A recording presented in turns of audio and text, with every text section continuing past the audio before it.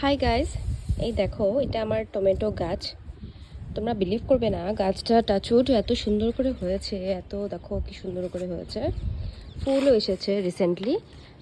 এটা আমি direct tomato কাটছিলাম, টমেটোটা জাস্ট পেকে গেছিলো বেশি, তো সেটার বিচিটাই ডাইরেক্ট আমি মাটিতে দিয়েছিলাম এই টাবটাতে, আর সেটাই দেখো হয়েছে। বাট আমি বুঝতে পারছি না যে টমেটো আসবে কি না, আমি একটু কনফিউজ। যারা যারা এসব নিয়ে খুবই এক্সপিরিয়েন্স, তারা প্লিজ আমাকে জানিও এটাতে কবে টমেটো আসবে। আমি খুবই এক্সাইটেড, খুবই পেশেন্টলি ওয়েট করে আছি যে কবে টমেটো আসবে, কবে টমেটো খাবো, আমি তোমাদেরকে দেখাবো। আমি খুবই এক্সাইটেড, খুবই ওয়েট করে আছি। দেখো গাছটা জাস্ট একটু দেখো তোমরা, কত সুন্দর করে হয়েছে দেখো, দূর থেকে দেখায় দেখো, কি ভালো লাগছে না।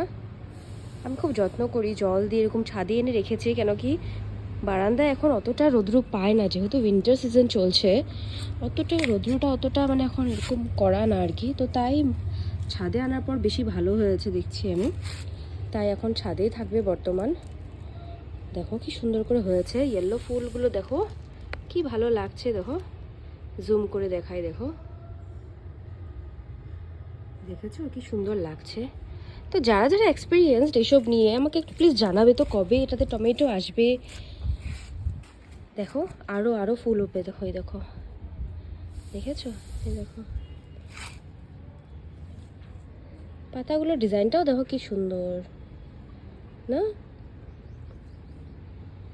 খুব ভালোবাসি আমি গাছটাকে, এই গাছ বলেই না, সব গাছই খুব ভালোবাসি। এদিকে দেখো এটা লঙ্কা গাছ লাগিয়েছি, বাট লঙ্কা এখনো ধরেনি এখনো।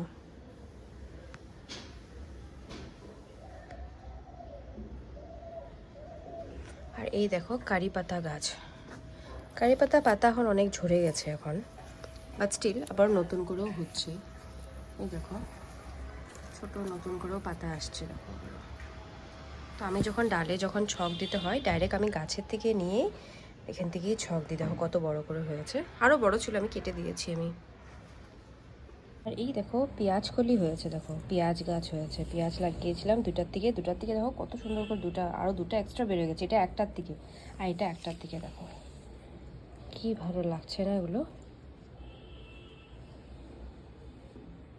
এই দেখো কি সুন্দর ফুলটা ফুটেছে, দেখো জবা ফুল, দেখো পিঙ্ক কালার। আর এটা দেখো, এটা নাইট কুইন, দেখো এটা আমাকে গাছটা আমাকে একটা আমার বৌদি দিয়েছে, রীতা বৌদি, সেই গাছটা দিয়েছে আমাকে, একদম রিসেন্টলি নতুন লাগিয়েছি গাছটা, নাইট কুইন।